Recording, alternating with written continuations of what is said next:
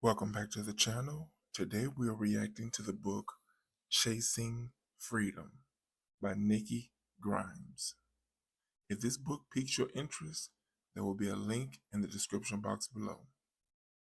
Also, be sure to visit my second YouTube channel titled See My Power.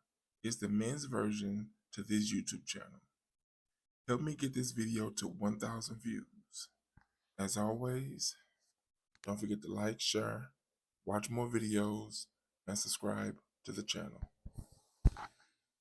Recorded Books and One Click Digital present Chasing Freedom, The Life Journeys of Harriet Tubman and Susan B. Anthony, inspired by historical facts, by Nikki Grimes and illustrated by Michelle Wood. Narrated by Lizanne Mitchell. Harriet Tubman and Susan B. Anthony. It is 1904, a year in which the 28th Annual Convention of the New York State Suffrage Association met in Rochester, New York. On this occasion, Susan B. Anthony will introduce the guest speaker, the legendary Harriet Tubman. That November afternoon, there was a rap at Susan's front door. Susan finished lacing up her shoes, then crossed the parlor, in the staccato rhythm of one who's got places to go. Were it not for an abundance of white hair, you'd never know how many years she'd been on this earth, how many lives she'd lived. But there was one who could count them, one whose stories were river deep. Susan reached the door, swung it wide, and smiled. "Harriet." "Afternoon, Susan. You did ask me to come early." Yes, come in," said Susan. "Let me take your coat. The convention will not begin for hours. That leaves us ample time to exchange battle stories. Before now, our few times together have been a mad crush of activity, with precious little time for conversation." Susan led Harriet to the parlor and poured them both some tea. "Sit, please." "I thank you," said Harriet. "Now then," said Susan, settling in her chair, "where shall we begin?" Beginnings. Susan sipped her tea and leaned back in her rocker, flipping through memories like pages in a book. "I started out as a teacher, did you know? I taught for 15 years, though I could not abide the unequal pay and treatment of women in that profession. A woman might earn $2.50 a week, while a man received as much as $10. The injustice of it bothered me fiercely. Before I retired permanently, I returned home to learn that my father, mother, and sister had attended the first Women's Rights Convention held in Rochester, and had signed a declaration demanding equal rights for women. It was all the talk in 1848, that, and the new law allowing a woman to own real estate in her name. Mind you, until then, her husband could sell it and pocket all the money. The very idea! Susan spat out the words. Thinking women began to wonder what other established laws might need fixing, suggested Harriet. "Precisely," said Susan. She took a deep breath. "I thought perhaps this was work I could attend to. So in 1849, I walked away from teaching forever." "You got the call," said Harriet. "Just like Isaiah. Cry aloud, spare not, says the Lord. Lift up thy voice like a trumpet," Susan finished. She smiled and took a sip of tea. This, thought Susan, is going to be a most interesting afternoon. The call. "I know about being called," said Harriet. "My call came different. First to free myself in 1849, then, once I was settled in Philadelphia, the Lord told me to free my people. I sorely missed the kin I'd left behind, and John, my husband. He loved the South, and being freeborn did not feel pressed to leave it. My niece, Keziah, was another matter. In 1850, I got word she was to be sold to the Deep South and would forever be lost to me, just like our own mother had been when we were children. I could not bear the thought. It was then the Lord whispered to me, "Go to her." And his voice drowned out any fear that might have lodged itself in my heart. I met Keziah and her family in Baltimore and hid them till I could get them safely across the state lines. Once Keziah was free, I set my mind on others who needed rescue. "It would seem your destiny was clear," said Susan. "Yes, indeed," said Harriet. Frederick comes to dinner. "Freedom was much on the mind of my family," said Susan. "There was often anti-slavery talk around the Anthony Homestead dinner table, particularly on those Sundays when the likes of William Lloyd Garrison, Wendell Phillips, and Frederick Douglass would gather at our home, holding forth with Father for hours. But it was the evils of alcohol that most drew my attention then. Our town seemed plagued by men overly fond of strong drink and whose poor wives had no legal rights to divorce them or to leave with their children, even if the women were beaten daily. My father, bless him, had no patience with men who drank too much and would not hire them for his factories, nor sell spirits in his store. It was a great example to me, of course. Being female myself, I felt great sympathy for the wives of these men, and determined that I must do something about their predicament. I joined the Daughters of Temperance, if not to end all imbibing of strong drink, then at least to win protections for the women and children it harmed.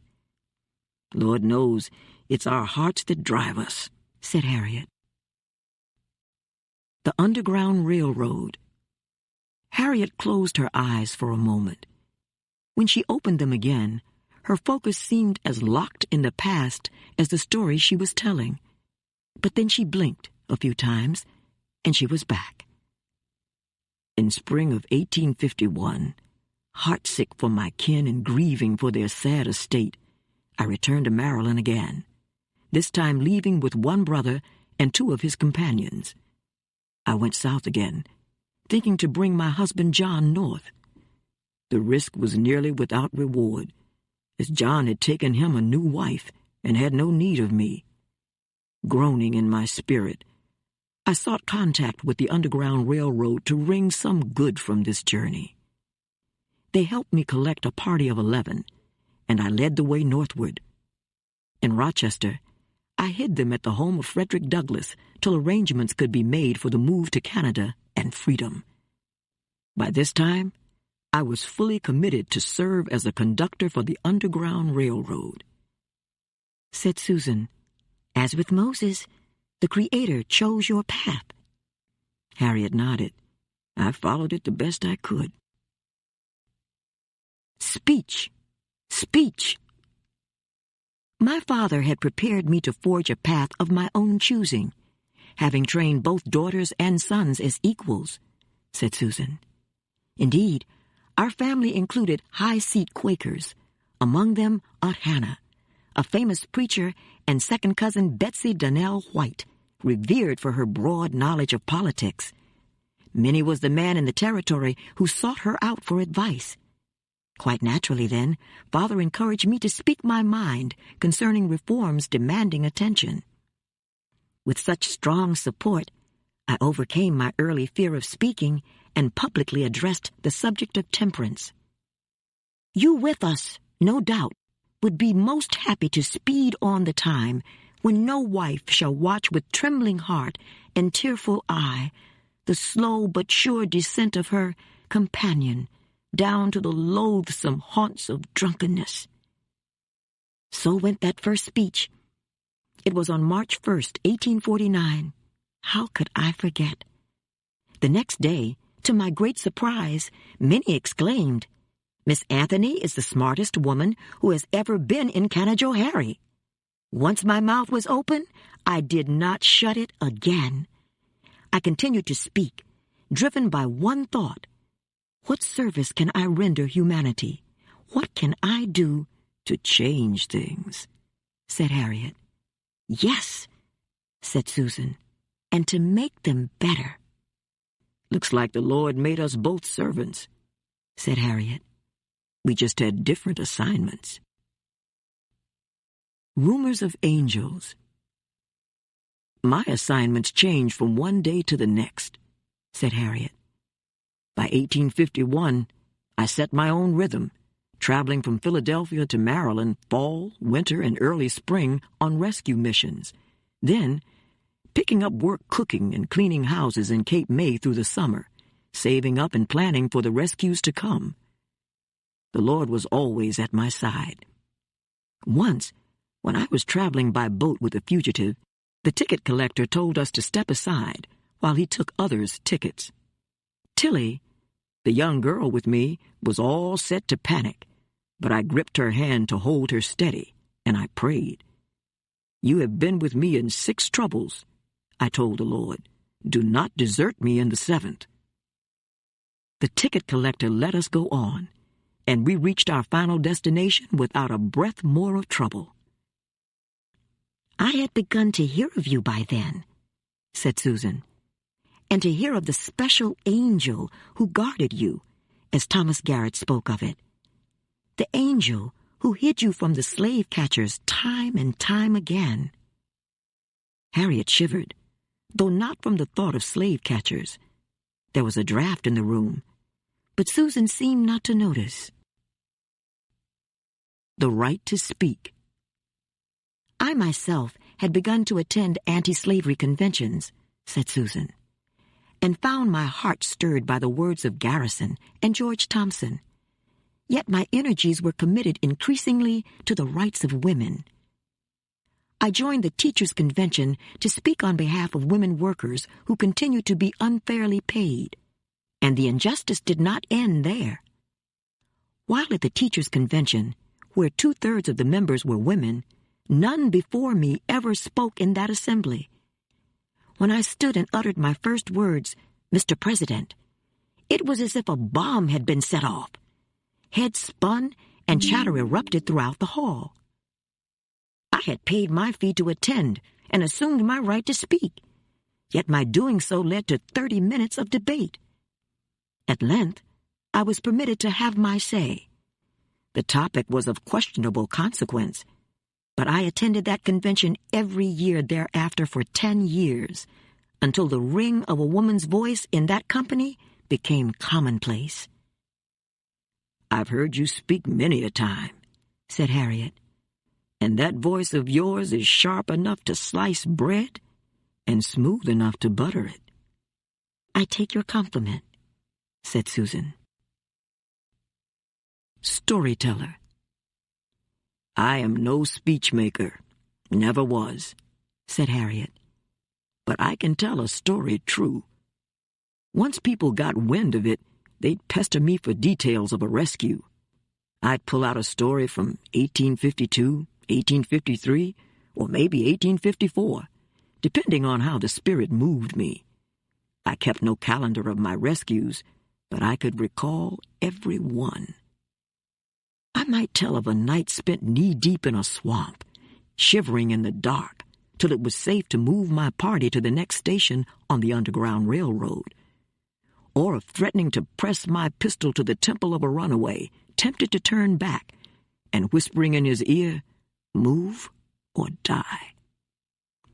Such stories pried open the pocketbooks of wealthy abolitionists, so I told them often to raise money for my secret journeys to and from the South. Your stories are the best, said Susan. I hope to hear a few tonight. Elizabeth Cady Stanton loved them too.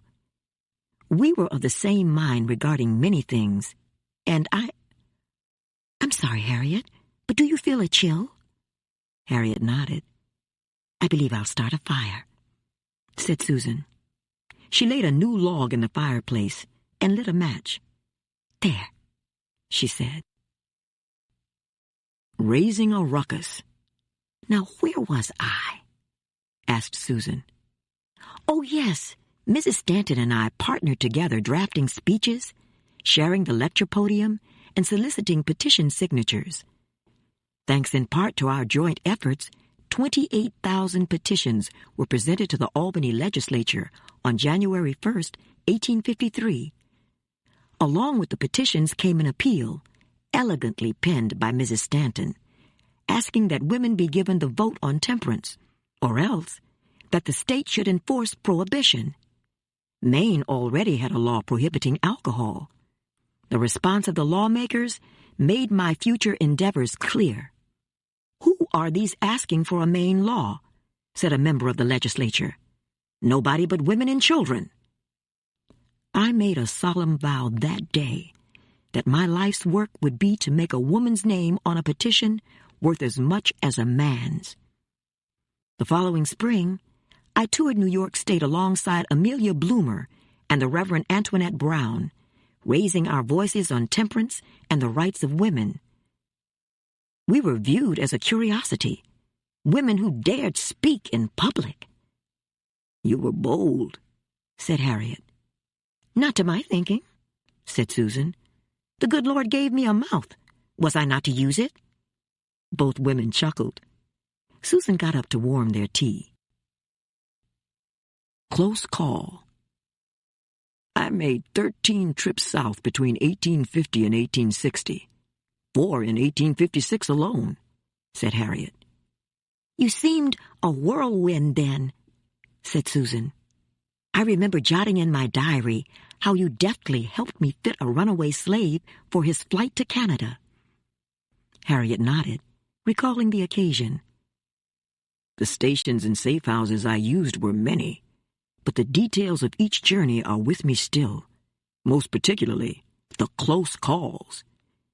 Before one trip to Maryland to rescue a young woman, I got hold of a forged certificate in Philadelphia stating that I was a freeborn woman. That way I could travel by sea or rail. The Lord led me to a boat captain who provided a certificate for my runaway companion. We stayed the night in Seaford, Delaware, to arrange our voyage. Everything was just fine, until a slave dealer at the hotel spotted us and came running in our direction. The hotel manager blocked the dealer's passage, and the young woman and I fled to the railroad station. I bought us 2 tickets to Camden, and there met another conductor who carried us farther north by wagon. Mile by mile, I saw my passengers safely to Canada. "You were most truly a woman of adventure," said Susan. "No," said Harriet. "More like a woman of purpose." "I, too, found purpose," said Susan, "though I was slow to pursue the one that would most mark my life's journey, the women's vote." Frozen footsteps. "Among Quakers," said Susan, "not even men went to the ballot box.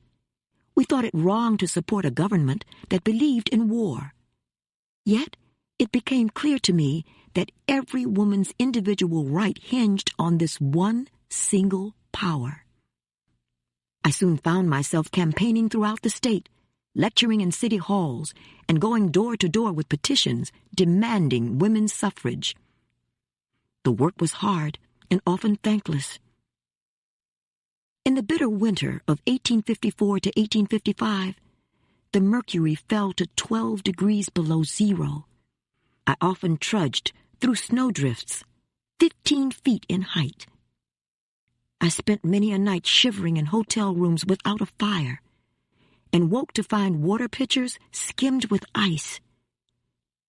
I'd have to take my sponge and force it through to find water enough to give myself a bath. And for all that, many a woman, seeing the petition, would slam the door in my face, saying, "I have all the rights I need." Yet she had not the rights to the very door she shut on me. I'd shake my head and move on, canvassing 54 counties that year alone. The winds of autumn gathered outside. Harriet was grateful to be indoors. A man named John. "Rest is never a word you understood," said Harriet, "though I am no better. I made a home for my family in Canada, safe under the paw of the British lion. But I tramped back and forth from the South to Ontario year after year, guiding family members and others from slavery to freedom. And did I rest there? No. I chopped wood during the long winters to earn money for food and helped recently arrived former slaves adjust to their new surroundings. Their bones were strangers to the bitter cold, and many died of pneumonia, but they all died free. Susan nodded in silence. It was in Canada that John Brown came to meet me in April 1858, said Harriet. Here was a man passionate about freedom. He said he would not even go to church with those who owned slaves. My knees will not bend in prayer with them while their hands are stained with the blood of souls. In our first conversation, he said, slavery is war, and I agreed. Thereafter, he shared his plan to raid Harper's Ferry. I shared my knowledge of secret networks and transportation lines through Maryland and the Chesapeake. We pored over his plan like soldiers discussing military strategy, and he called me general. John paid me $25 in gold to find recruits for him in Canada among the newly freed, and of my own accord, I lectured to solicit additional funds for his operation. I had no hunger for blood, Lord knows, and I'd never been party to an uprising, but I began to understand that only strong action would bring an end to slavery. On the day of the raid, I lay ill in New Bedford at the home of a friend, unaware that the attack was taking place. A stirring in my soul told me something was wrong. Then came the premonition that Captain John Brown was in trouble. Harriet hung her head. I told my hostess that we should soon hear bad news from him, and we did. Susan sighed. Our John, beaten and bloody, dragged off to jail. Even now, I shudder. All in the family. My young brother Merritt nearly took part in that tragic story, said Susan. In the spring of 1856, John Brown and his recruits spent a night in Merritt's Kansas cabin and crept out in the early morning to raid a compound of pro-slavery settlers at Osawatomie Creek. Merritt was taken ill, so Mr. Brown told him to remain behind. Of course, when the sound of shots woke him, my brother ran to join in. Our family went weeks without knowing if Merritt was among the 30 who died or the 20 who survived. Susan paused for a sip of tea.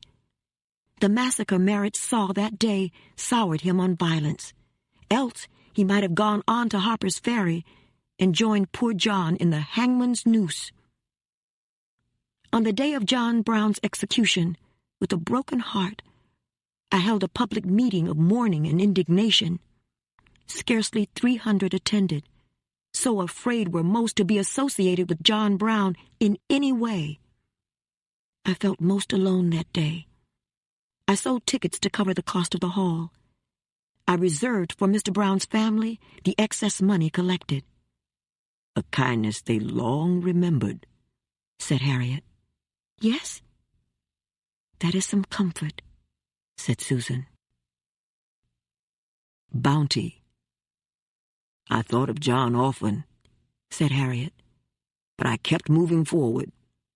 The following June, I traveled to Boston, guested the New England Anti-Slavery Society convention, and spoke at our special session on women's suffrage, said Susan. I remember. The Liberator reported that Moses spoke. I could not appear under my own name, said Harriet. Slave catchers had become more vigilant after Harper's Ferry. They waited around every corner, ready to snatch up fugitives like myself, or kidnap freeborn souls and send them into slavery as well. The Fugitive Slave Act gave them ammunition to undo the hard work of the Underground Railroad. I, for one, welcome war to settle the matter of slavery.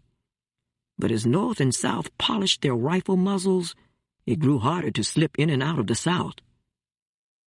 I made one last rescue in December 1860, bringing out a couple, their 2 children, and another pair besides.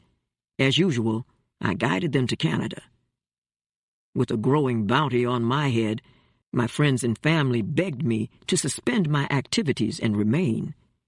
I finally agreed and settled for a time among the relatives I had led to freedom: my parents, my brothers, James, John, and William Henry, their wives and children, and of course, Keziah and her family. "Ah, yes," said Susan. "Family." Unfettered. "I chose a life without children of my own, which some considered criminal," said Susan. "Many was the insult hurled at me for remaining unmarried, yet daring to speak for those with husbands. At one meeting, a Reverend Mayo shouted, 'You are not married. You have no business discussing marriage.' To wit, I said, 'Well, Mr. Mayo, you are not a slave. Suppose you quit lecturing on slavery.' I so tire of men pressing marriage. The institution has robbed our movement of many a good soldier. When I was young, one friend wed a man of feeble intellect. 'Tis strange, 'tis passing strange,' said I, 'that a girl possessed of common sense should be willing to marry a lunatic. But so it is. Understand, I have nothing against marriage, but unfettered, I was free over the years to assemble such rousing speakers as Wendell Phillips, Lucretia Mott, and Ralph Waldo Emerson. Free as well to plan conventions and gather petitions to sway our legislatures toward right action on behalf of all. In 1860, 10 years of such effort won us passage of a law allowing a married woman full rights to dispense, manage, or collect earnings from her own property, as well as her right to joint guardianship of her children." Ah, yes, said Harriet, lifting her teacup. The law that needed fixing. "Precisely," said Susan. Drums of war. Had I remained in chains, would I have birthed children of my own with my former husband, John? Harriet wondered. It is a question that has often twisted my insides, though I suffer no regret of slipping from slavery's bond. I made a different family for myself. Having rescued my young niece Margaret, I took and raised her for my own. We lived peaceably in Ontario for a time. From late 1860 to spring of 1861, my rifle was left hanging on the wall, unused. But I was restless, ever listening for the drums of war. The fight over slavery was a match, and soon or late, North or South would strike it. "I too listened," said Susan, "though for the sound of boots approaching on the cobblestone streets, so treacherous was the mood in the cities." She rose and went to the fireplace to warm her hands nearer the flame. Confrontation.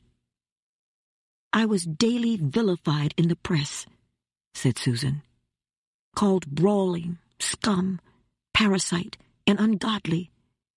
What was worse, filthy descriptions or the mobs? In 1861, when the South threatened secession and President Lincoln's reserve angered the North, we marshaled forces to call for immediate and unconditional emancipation of the slaves.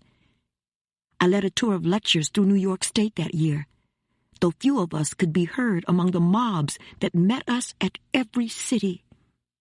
In a Buffalo meeting, I stepped forward to the sounds of hiss, hoot, stomp, and yell. For 2 days bedlam reigned, and there was nothing for it. The police did nothing to stop the mobs. In fact, they themselves joined in, the lot of them finally rushing the platform, pressing in close with clenched fists and wild eyes. But I held my ground until I myself decided to declare the meeting adjourned. Call to arms.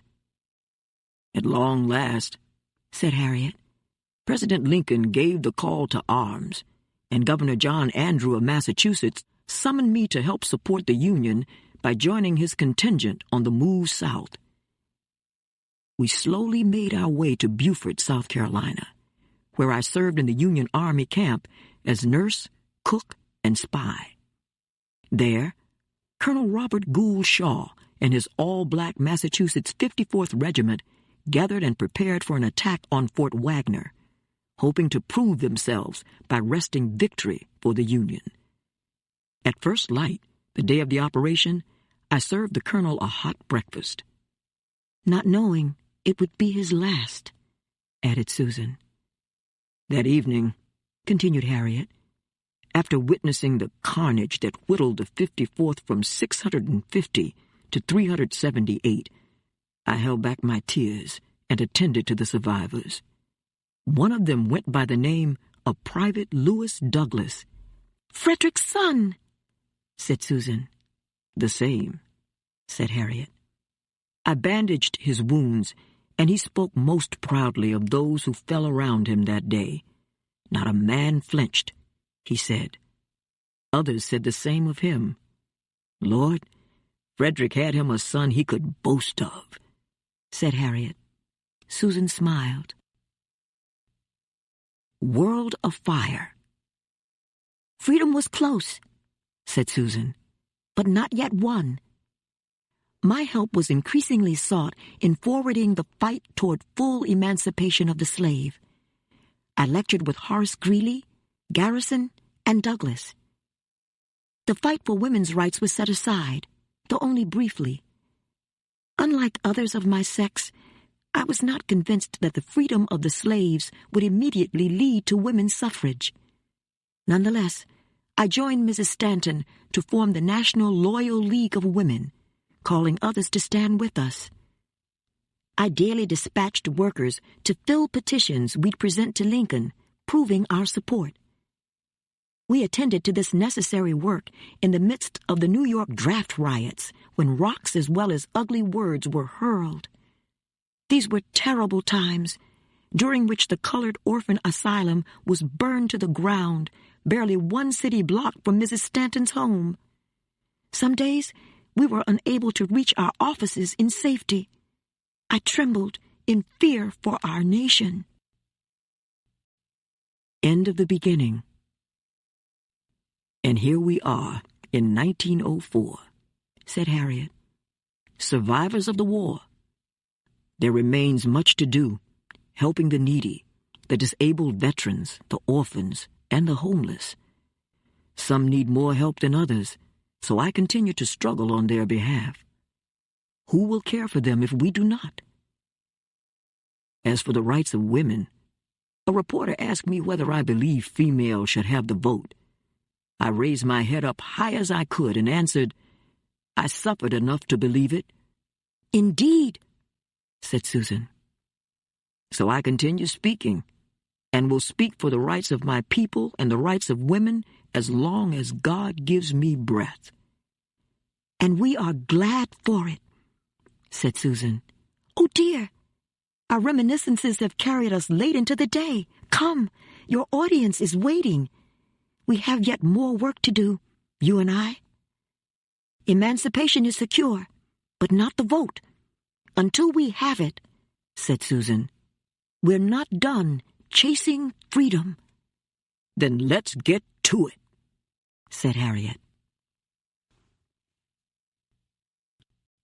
Biographies. John Albion Andrew, 1818 to 1867, was governor of Massachusetts from 1861 to 1866. Strongly in favor of the emancipation of the slave, he was aware of Harriet Tubman and her work on the Underground Railroad. As soon as President Lincoln gave the call to arms that began the Civil War, Andrew organized the Massachusetts Militia, and they were the first to join the Union Army. Susan Brownell Anthony, 1820 to 1906, a prominent figure in the anti-slavery movement, was best known as a pioneer and leader in the struggle for women's rights in the United States.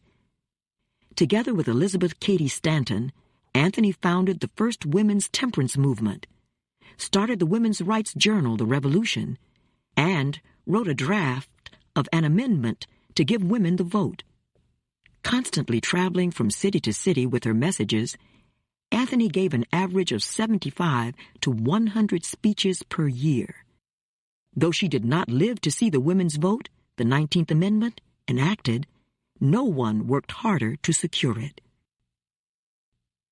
Antoinette Brown Blackwell, 1825 to 1921, was the United States' first female ordained pastor.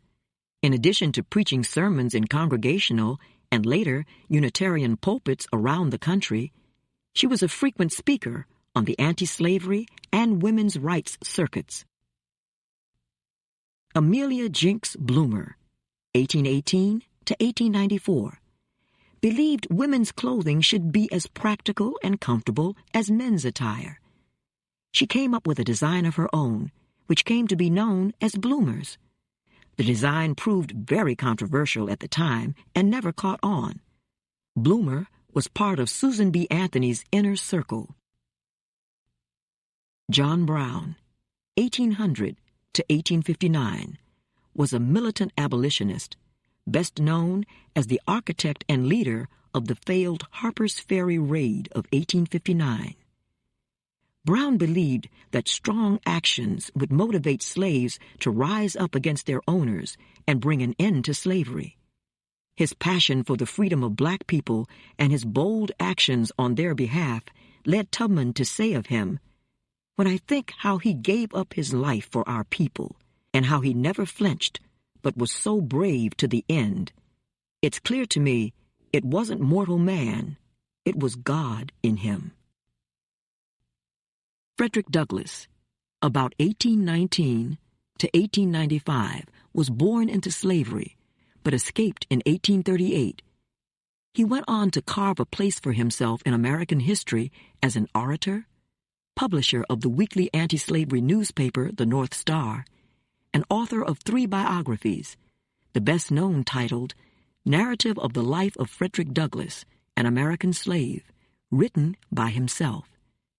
An eloquent speaker against slavery and for women's rights, Douglass advocated for the inclusion of freed black men in the Union Army.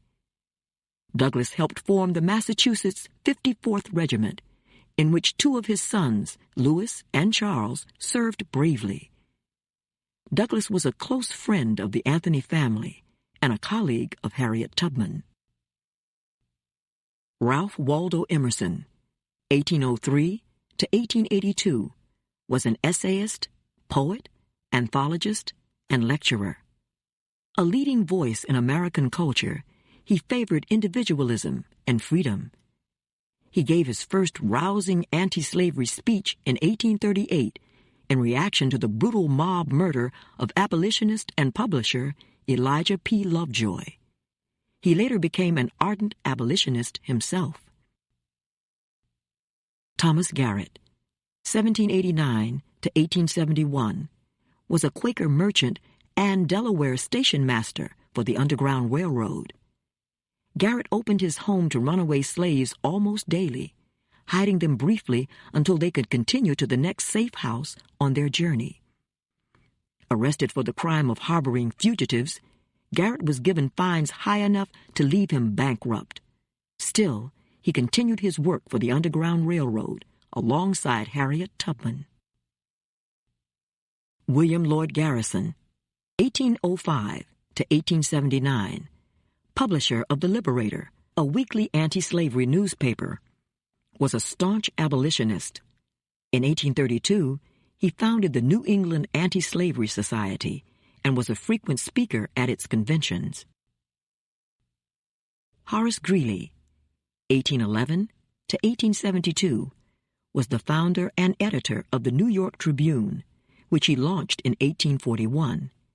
Greeley turned the Tribune into one of the most politically important newspapers of the North, using its pages to promote his strong anti-slavery stance. He also supported the rights of women and wrote favorably of Susan B. Anthony and other active feminists, often joining them on the platform at their conventions. Lucretia Mott, 1793 to 1880, was an outspoken Quaker minister who joined Elizabeth Cady Stanton in calling for the Seneca Falls Convention in New York, the first women's rights convention. The declarations made at Seneca Falls launched the women's suffrage movement. Mott was a popular speaker during the early days of the movement, calling both for women's rights and an end to slavery. Mott was a friend and colleague of Susan B. Anthony. Wendell Phillips, 1811 to 1884, was an American abolitionist with a reputation as a keen, brilliant, and passionate orator. Phillips was a frequent speaker at anti-slavery conventions and became president of the American Anti-Slavery Society in 1865. He was a fervent supporter of temperance and women's rights. Further, he was outspoken on the importance of women's suffrage. Robert Gould Shaw, 1837 to 1863, was the commander of the Massachusetts 54th Regiment, an all-black regiment formed during the Civil War, just after the signing of the Emancipation Proclamation. Shaw, only 25 years old, died with many of his men when they stormed Fort Wagner, South Carolina. The film Glory is based on his story. Elizabeth Cady Stanton, 1815 to 1902, was one of the chief architects of the Declaration of Sentiments. This writer, editor, and activist was a close friend and collaborator of Susan B. Anthony. The two women frequently shared the stage as they toured the country speaking for women's rights and against slavery.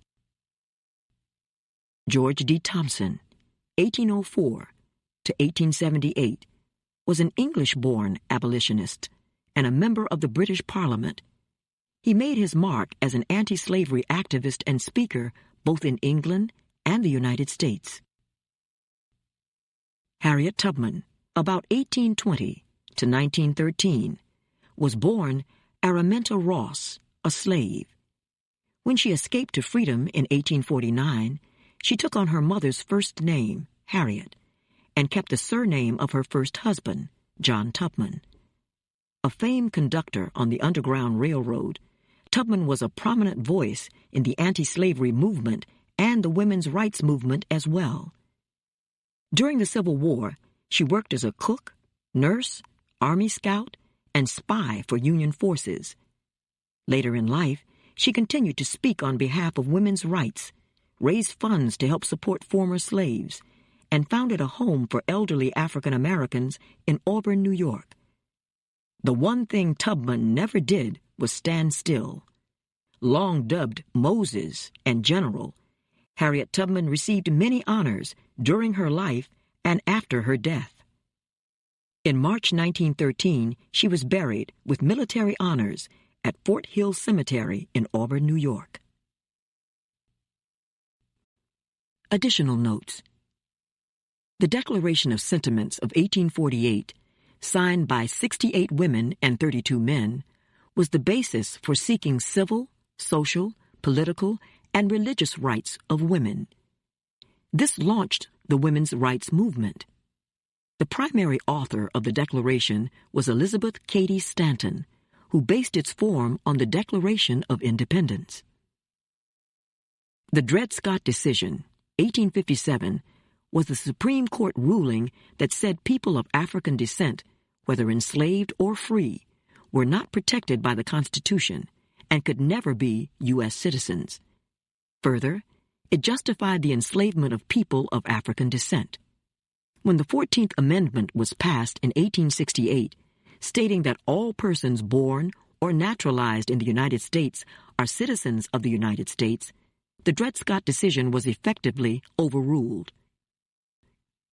The Emancipation Proclamation, signed by President Lincoln in 1863, declared the full and unconditional freedom of slaves in the Confederate States. The Fugitive Slave Act of 1850 stated that all runaway slaves must be brought back to their owners, whether they were found in the North or South.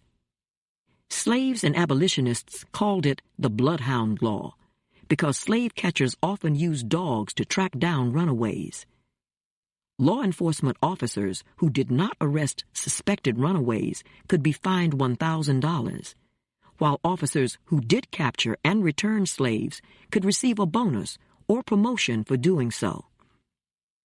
This legislation made the work of the Underground Railroad more difficult than ever, and thousands of newly freed blacks migrated to Canada to escape the law's reach. The Harper's Ferry raid of 1859 was an attack on the federal arsenal at Harper's Ferry by militant abolitionist John Brown and a handful of his followers.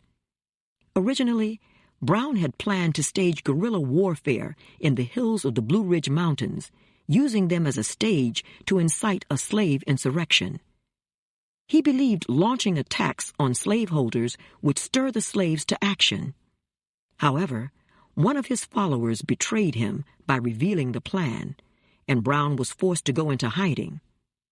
1 year later, he devised a second, more desperate plan to raid Harper's Ferry. Many friends warned him against it, but he would not be dissuaded. 10 out of 22 men died in the failed attempt, including 2 of Brown's own sons. Brown was quickly tried, sentenced, and executed for his crime. The Kansas-Nebraska Act, 1854, gave each new state or territory the right to choose whether or not to allow slavery within its borders. Anti-slavery and pro-slavery settlers along the Kansas-Nebraska border fought violently over this, leading to what was alternately called Bloody Kansas, Bleeding Kansas, the Kansas-Nebraska War, or the Border War. The Liberator, 1831 to 1865, was an abolitionist newspaper founded by William Lloyd Garrison, considered the leader of one of the most radical divisions of white abolitionists. The Liberator came to be known for its uncompromising call for immediate emancipation of all slaves. The Maine Law of 1851 was a law that prohibited sales of alcohol unless they were for medicinal or other useful purposes. By 1855, 12 states had joined Maine in total prohibition. They were referred to as dry states. Riots against the law led to its being partially repealed in 1856. The New York draft riots of July 13th through 16th, 1863, erupted when laborers protested against a new law passed by Congress to draft men for the Civil War. Poor and working-class men, who generally earned less than $500 a year, resented the fact that wealthier men were allowed to pay a fee of $300 to avoid the draft altogether. Men took to the streets to show their anger. These same men feared that newly freed black men might compete for their jobs, and as a result, the protests against the draft expanded into an ugly race war. At the height of it, an orphanage for black children was burned to the ground. The orphanage was located 1 block from the home of Elizabeth Cady Stanton. President Lincoln had to send militia and volunteer troops to control the city. Quakers are members of the Religious Society of Friends, a Christian denomination. They are known for pacifism, simplicity of lifestyle, integrity, and a belief in social and racial equality. Many extended help to fugitive slaves, offering their homes as stations on the Underground Railroad. Susan B. Anthony's strong Quaker upbringing gave her an inclination for issues of social justice. Harriet Tubman relied on many Quakers for help in her work of rescuing slaves from the South. Secession declarations, 1860 to 1861, were documents filed individually by several Southern states, including Mississippi, South Carolina, Texas, and Georgia. The documents explain each state's reasons for seceding or separating from the United States. Between 1860 and 1861, 11 states seceded and formed the Confederate States of America.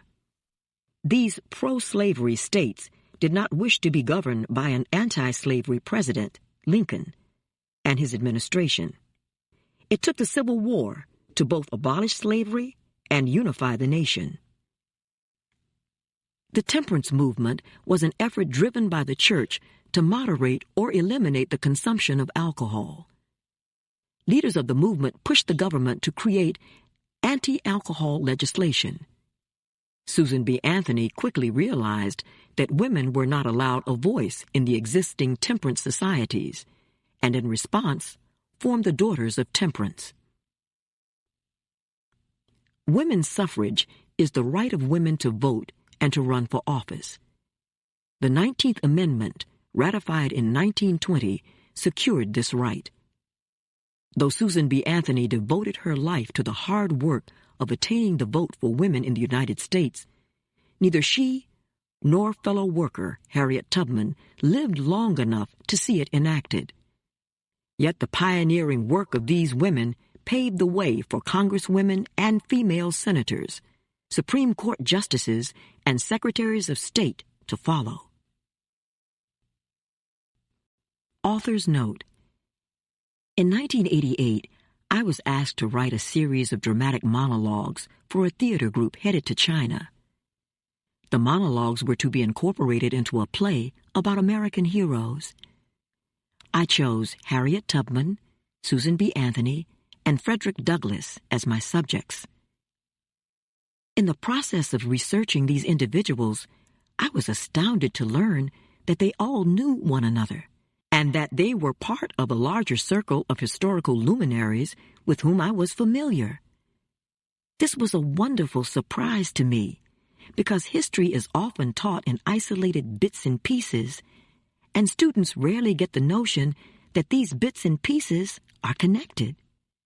In fact, most of the time, we don't realize which historical figures were alive at the same time, nor do we get the picture of them working together and influencing one another. These new insights made me tingle. I began to wonder what it would be like to get some of these characters in the same room. I wondered, for instance, if Tubman and Anthony had ever had a conversation, and if so, what it might have sounded like. I couldn't get the idea out of my head. I finished writing my monologues, went to China as part of the theater troupe myself, and went on to many more adventures.